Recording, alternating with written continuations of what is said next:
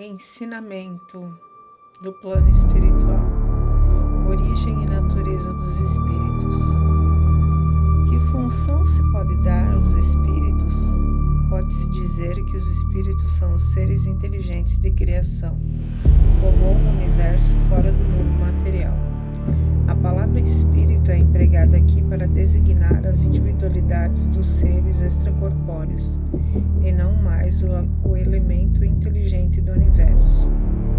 Os espíritos são seres distintos da divindade ou serão simples emanações ou porções desta e por isso denominados filhos de Deus? Meu Deus, são obras de Deus, exatamente como a máquina é do homem da fábrica. A máquina é obra do homem, não é do próprio homem. Sabes que quando faz alguma coisa bela e útil, o homem lhe chama para sua filha criação sua. Pois bem, o nome se dá como relação de Deus. Somos filhos de Deus, somos sua obra. Os espíritos tiveram princípio ou existem como Deus de toda a eternidade? Se não tiverem tido princípio, seriam iguais a Deus, quando, ao invés, são criação sua e acham submetidos à sua vontade. Deus existe de toda a eternidade e é incontestável. Quanto, porém, ao modo por que nos criou e em que momento fez, nada sabemos. Pode-se dizer que não tivemos princípio. Se quiseres como isso significar, se sendo eterno, Deus há de ter sempre criado ininterruptamente. Mas quando e como cada um de nós foi feito, repito-te, nenhum sabe. Aí é que está o mistério. E por que dois elementos gerais do universo, o elemento inteligente e o elemento material, pode-se dizer que os espíritos são formados do elemento inteligente com os corpos inertes, ou são de elementos materiais? Evidentemente, os espíritos são a individualização do princípio inteligente com os corpos, são a individualização do princípio material. A época e o modo por que esta formação se operou é o que são desconhecidos. A criação dos espíritos é permanente ou só se deu na origem dos tempos? É permanente, quer dizer, Deus jamais deixou de os criar. Os espíritos se formam espontaneamente ou procedem de uns aos outros? Deus os cria, como a todas as outras criaturas, pela sua vontade. Mas repito ainda uma vez, a origem deles é mistério.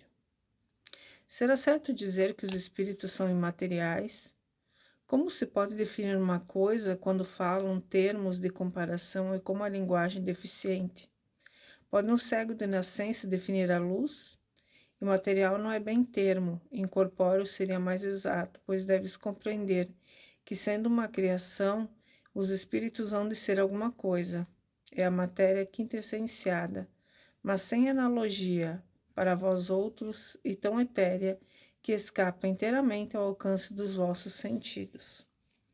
Dizemos que os espíritos são materiais e imateriais, porque pela sua essência diferem de tudo o que conhecemos sob o nome da matéria. Um povo de cegos careceria de termos para exprimir a luz e seus efeitos. O cego de nascença se julga capaz de todas as percepções pelo ouvido, pelo olfato, paladar e tato. Não compreende as ideias que lhes poderiam ser dadas pelo sentido que os falta. Nós outros somos verdadeiros cegos com relação à essência dos seres humanos. Não os podemos definir senão por meio de comparações sempre imperfeitas ou por um esforço da imaginação. Pergunta: os espíritos têm fim? Compreende-se que seja eterno o princípio da onde eles emanam, mas o que perguntamos é a sua individualidade ter um termo, e se em dado tempo mais ou menos longo o elemento de que são formados não se dissemina e volta à massa de onde saiu, como sucede que os corpos materiais? É difícil conceber-se de uma coisa que teve começo possa não ter fim?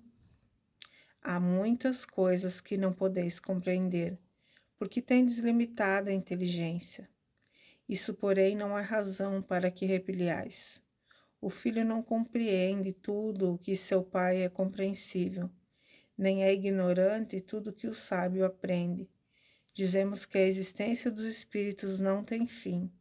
É tudo o que podemos por agora dizer.